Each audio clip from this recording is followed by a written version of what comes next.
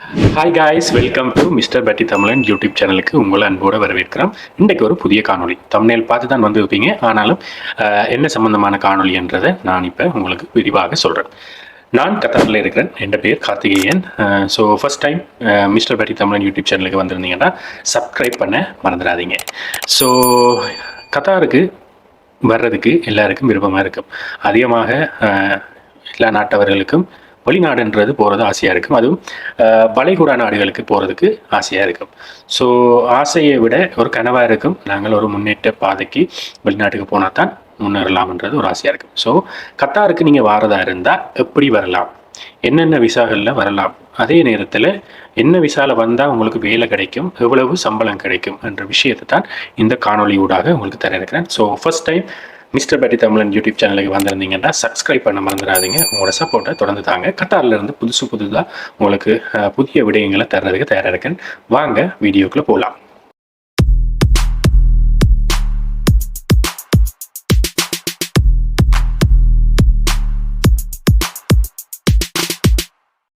கத்தாரை பொறுத்தவரையில் நிறைய வேலை வாய்ப்புகள் இங்கே இருக்கு, சரியா? ஆனால் நான் முதல் விஷயத்தில் நான் உங்களுக்கு சொல்ல வேண்டியது, கத்தாருக்கு ஃப்ரீ விசாவில் யாருமே வர வேண்டாம். கத்தாருக்கு ஃப்ரீ விசாவில் நீங்கள் வந்து வேலை தேடி எடுக்கலாமன்ற கனவை இப்போவே இந்த காணொலி பார்க்கக்குள்ளேயே ஸ்டார்டிங்லேயே நான் சொல்லிடுறேன். அந்த கனவை தூக்கி போட்டுருங்க. கத்தாருக்கு நீங்கள் வாரதா இருந்தால், நீங்கள் இலங்கையிலேருந்து வாரதா இருந்தால், இலங்கையில் நிறைய அங்கீகரிக்கப்பட்ட வெளிநாட்டு வேலைவாய்ப்பு பணியாளத்தால் அங்கீகரிக்கப்பட்ட முகவர்கள் நிறைய பேர் இருக்கிறாங்க. அந்த முகவர்கள் மூலம் நீங்கள் கத்தாருக்கு வாரது 100% உங்களுக்கு நல்லதுன்றது எந்த அனுபவத்தில் நான் உங்களுக்கு சொல்கிறேன். காரணம் என்னென்னா, ஒரு காலத்தில் கத்தாரில் ஃப்ரீ விசாவில் வந்து வேலை வாய்ப்பு எடுக்கலாம்ன்றது சாத்தியமாக இருந்தது. இப்போத்தையே, அதாவது 2025ஆம் ஆண்டு டிசம்பர் மாதம், இந்த மாதம், ஸோ இந்த நாளில் நான் சொல்கிறேன், அது மிக இலகுவான காரியமே இல்லை. ஏன்னா எனக்கு அறிந்து, அதாவது நான் அறிந்து நிறைய பேர் ஃப்ரீ விசாவில் வந்து வேலை தேடி ரொம்பவே கஷ்டப்பட்டு கொண்டு இருக்கிறாங்க. ஸோ ஃப்ரீ விசாவில் வாரதண்டு நாட்டில் பலரும் உங்களை ஏமாற்றினாங்களா இருந்தால் தயவு செய்து வர வேண்டாம். இதுதான் என்ற முதலாவது இந்த காணொலியில் உங்களுக்கு, நீங்கள் பார்க்குறவங்களுக்கு நான் கொடுக்குற ரிக்வெஸ்ட். அதை மீறி நீங்கள் வர போகிறீங்களா இருந்தால் அது உங்களோட பிரச்சனை, சரியா? அங்கே இருந்து வந்து நீங்கள் இங்கே வேலை எடுக்கிறதுன்றது சுலபமான காரியம் இல்லை. இது உண்மையான நான் இங்கே தெரியாத சொல்கிறேன். நீங்கள் எல்லாரும் வரணும். ஆனால் எப்படி வரணுன்றதை தான் நான் உங்களுக்காக நான் தெளிவாக தரேன். ஃப்ரீ விசாவில் வர வேண்டாம். ஸோ அங்கீகரிக்கப்பட்ட வெளிநாட்டு வேலைவாய்ப்பு நிறுவனங்கள் நிறைய இருக்குது. நீங்கள் வெளிநாட்டு வேலைவாய்ப்பு பணியாளத்தில் போயிட்டு நிறைய சர்ச் பண்ணிங்கன்னா உங்களுக்கு அது தொடர்பான தெளிவான விளக்கங்களை உங்களுக்கு தருவாங்க. ஸோ இதை நீங்கள் கவனத்தில் வச்சுக்கணும். ஸோ கத்தாருக்கு நீங்கள் வர்றதா இருந்தால், இப்போ ஒரு வெளிநாட்டு வேலைவாய்ப்பு பணியகத்தின் ஊடாக அங்கீகரிக்கப்பட்ட நிறுவனத்தால் நீங்கள் வாரங்களா இருந்தால், ஒரு அடிப்படையான ஒரு லேபருக்கு சம்பளம் எவ்வளவு, சரியா? அதாவது ஒரு கத்தார் அரசாங்கம் 2020ஆம் ஆண்டு போட்ட லோவின் படி ஒரு லேபருக்கு அடிப்படை சம்பளம் 1000 ரியால் இருக்க வேண்டும், சரியா? ஒரு லேபருக்கு அடிப்படை சம்பளம் மினிமம் 1000 ரியால் இருக்கணும், அதுக்கு குறையே இருக்கக்கூடாது. அதை விட்டு 500 ரியால் ஹவுஸ் அலவுன்ஸ், அதாவது ரூம் காசுன்னு தரணும். அது மட்டும் இல்லாமல் உங்களுக்கு சாப்பாட்டுக்கண்டு 300 ரியால் அவங்க கம்பெனியால் தரணும். இது கட்டாயமான கத்தாரில் இருக்கிற சட்டம். இது 2020ஆம் ஆண்டு அமலுக்கு வந்துட்டு. ஸோ சில கம்பெனிகள் உங்களை ஹையர் பண்ணி எடுப்பாங்க. ஸ்ரீலங்காவில் இன்டர்வியூ வச்சு இங்கே நீங்கள் வர போகிறீங்களா இருந்தால், சில கம்பெனிகள், அதிகமான கம்பெனிகள் உங்களுக்கு ரூம் தந்துடுவாங்க. ஸோ உங்களுக்கு அந்த 500 ரியால் கிடைக்காது. ஸோ சில கம்பெனிகள் சாப்பாடும் தந்துடுவாங்க. ஸோ உங்களுக்கு வரப்போகிற காசு சேலரி 1000ஆக இருக்கலாம் சில நேரத்தில். ஸோ அந்த சம்பளம் உங்களுக்கு காணுமா இருந்தால் நீங்கள் கத்தாருக்கு தாராளமாக வரலாம். சில கம்பெனிகள் என்ன செய்யும் என்றால், உங்களுக்கு சாப்பாடு தராது. ஸோ 1300 ரியாலும் ரூம் தரதால் உங்களுக்கு 1300 ரியால் சம்பளம் தருவாங்க. ஸோ ஆக மொத்தத்தில் 1000 + 500 + 300 டோட்டல் 1800 ரியால் ஒரு சராசரியாக வேலை செய்கிற ஒரு லேபருக்கு கத்தாரில் சம்பளமாக கொடுக்கணுமன்ற சட்டம் இருக்குது. இது 2020ஆம் ஆண்டு அமலுக்கும் வந்துட்டு. ஸோ அதை நீங்கள் பயப்பட வேணாம். அதிகபட்சம் நான் அறிந்து கத்தாரில் மட்டும்தான் இந்த சட்டம் அமலுக்கு இருக்குது, வளைகுடா நாடுகள்லேயே. ரெண்டாவது விஷயம், அனுவல் லீவு உங்களுக்கு கிடைக்கும், சரியா? அதாவது 2 வருஷத்துக்கு ஒரு காண்டு நினைக்கிறேன், இல்லாட்டி வருஷத்துக்கு ஒரு காண்டு நினைக்கிறேன், உங்களுக்கு லீவு இருக்குது, சரியா? அது ஒவ்வொரு கம்பெனியை பொறுத்து ஒரு மாதிரி இருக்குது. அதே நேரம் சிக் லீவ் இருக்குது. சிக் லீவுண்டா உங்களுக்கு உங்களுக்கு முதல்ல சிக் லீவுக்கு முதல் உங்களுக்கு கதைக்க வேண்டியது ஹெல்த் கார்டு தருவாங்க. அது கட்டாயம் இருக்கும். ஹெல்த் இன்சூரன்ஸ், அதே நேரத்தில் ஹெல்த் கார்டு. ஸோ இது எப்படியோ உங்களோட கம்பெனி உங்களுக்கு இலவசமாக தரும். ஸோ அதுக்கு அடுத்தது நீங்கள் சிக் ஆகிட்டீங்கன்னு வைக்கணும். உங்களுக்கு ஒரு உடம்பு சரியில்லை, இல்லாட்டி ஒரு காயமோ இல்லை ஏதாவது ஒரு நடந்துட்டேன்டா 2 வீக்ஸுக்கு, அதாவது நீங்கள் 2 வீக்ஸுக்கு ரெஸ்ட் எடுத்தீங்களா இருந்தால் ரூம்லேயோ சரி இல்லாட்டி ஹாஸ்பிட்டல்லையோ சரி இருந்தீங்கன்னா உங்களுக்கு ஃபுல்லாக சேலரி தருவாங்க. 2 வீக்ஸுக்கு மேலால் இருந்தீங்களா இருந்தால் உங்களுக்கு ஹாஃப் சேலரி தான் தருவாங்க. சரியா? இது சட்டத்தில், கத்தார் சட்டத்தில் இருக்கு. அதே மாதிரி ஒர்க் ஹவர்ஸ், அதாவது உங்களுக்கு நார்மலாக மாதத்தில் இல்லை வீக்லி, அதாவது கிழமைக்கு இத்தனை அவர் வேலை செய்யணுமன்ற சட்டம் இருக்குது இங்கே கத்தாரில். அதாவது கிழமைக்கு நீங்கள் 48 மணித்தியாலம் வேலை செய்து ஆகணும். அதாவது ஒரு நாளைக்கு 8 மணித்தியாலம் படி 48 மணித்தியாலம் நீங்கள் கட்டாயம் கத்தாரில் வேலை செய்தாகணும். அப்போ உங்களுக்கு இந்த சம்பளம் கிடைக்கும். அதை விட ஓவர் டைமும் உங்களுக்கு கிடைக்கும். அதுக்கும் சட்டத்தில் இடம் இருக்குது. 8 மணித்தியாலத்துக்கு மேலே நீங்கள் செய்கிறீங்களா இருந்தால் ஓவர் டைமை நீங்கள் பெற்றுக்கொள்ளலாம். இப்போ அதை விட்டு உங்களுக்கு ஃப்ரைடேயில் ஆஃப் இருக்குது. சரியா? ஃப்ரைடேயில் ஆஃப் இருக்குது. அதுவும் சில நிறுவனங்கள், அதாவது இப்போ சூப்பர் மார்க்கெட், சில எமர்ஜென்சியான நிறுவனங்களுக்கு உங்களுக்கு அந்த ஃப்ரைடே லீவை வேறொரு நாளைக்கு, கிழமையில் ஒரு நாளைக்கு மாற்றி தருவாங்க. திங்கள், செவ்வாய், புதன், வியாழனுக்குள்ளே ஏதாவது ஒரு நாளைக்கு இல்லை லீவு தருவாங்க. ஆக மொத்தத்தில் உங்களுக்கு கிழமையில் ஒரு நாளைக்கு கட்டாயம் லீவு இருக்குது. ஸோ இந்த காணொலி பார்க்குற அதிகமானாக்கள் கத்தாரில் இருப்பீங்க, இல்லாட்டி கத்தாரில் இருந்து தொழில் செய்து போனவங்க இருப்பீங்க.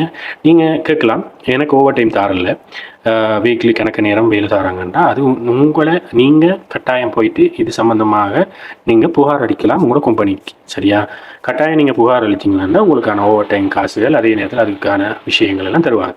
ஸோ அதிகமானாக்கள் போயிட்டு நீங்கள் கம்பெனியில் கம்ப்ளைண்ட் பண்ண மாட்டீங்க. ஏன்னா சம்டைம் உங்களுக்கு வேலை இல்லாமல் போயிடும்ன்ற பயங்கள் இருக்கலாம். அதே நேரத்தில் வந்துட்டோம் கஷ்டத்தின் மத்தியில் வேலை செய்தால் நான் ஆகணும் பண்ணுறதுக்காக சராசரியாக வேலை செய்து கொண்டு இருப்பீங்க தொடர்ந்து.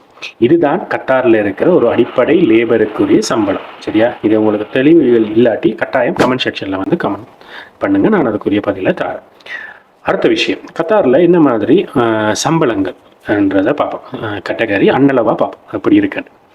சும்மா ஒரு அன்னளவாக ஒரு பெயிண்ட் பண்ணுறவங்களுக்கு 1500 கத்தார் ரியால் கொடுப்பாங்க. 1300 1500 1800 சில கம்பெனிகள் கொடுக்கும். அதே மாதிரி வேன் சேல்ஸ்மேன், அதாவது கத்தார் லைசன்ஸ் உள்ள வேன் சேல்ஸ்மேனுக்கு 2000 2500 ரியால் வரைக்கும் கொடுப்பாங்க. அதுக்கு மேலேயும் வாங்குறவங்க இருக்கிறாங்க பேக்கேஜ். ஹவுஸ் டிரைவரை பொறுத்தவரையில் கட்டாயம் கத்தார் லைசன்ஸ் இருக்கணும். நான் இன்னொரு காணொலியில் கத்தார் லைசன்ஸ் எப்படி எடுக்கிற உழவு முடியுமன்றதையும் நான் கட்டாயம் தர தயாராக இருக்கிறேன்.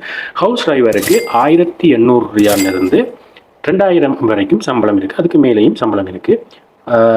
சில இடங்களில் சாப்பாடும் ஃப்ரீயாக கொடுப்பாங்க.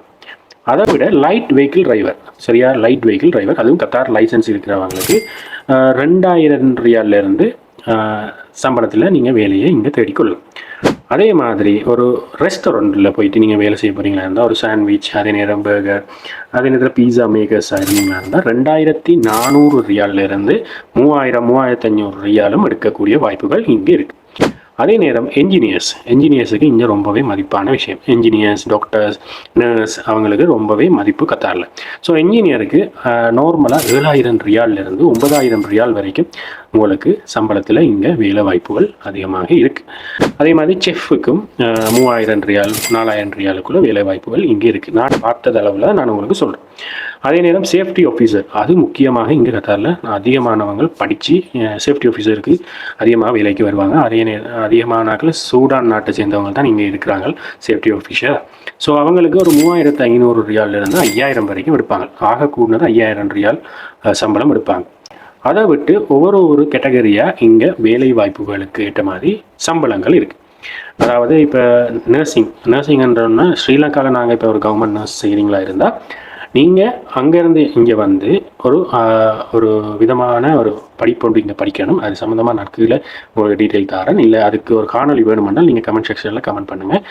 அந்த படித்து உங்களுக்கு ஒரு ஐடி ஒன்று தருவாங்க. இங்கே நீங்கள் நர்சிங் வேலை செய்யலாம் என்ற ஒரு ஐடி தருவாங்க.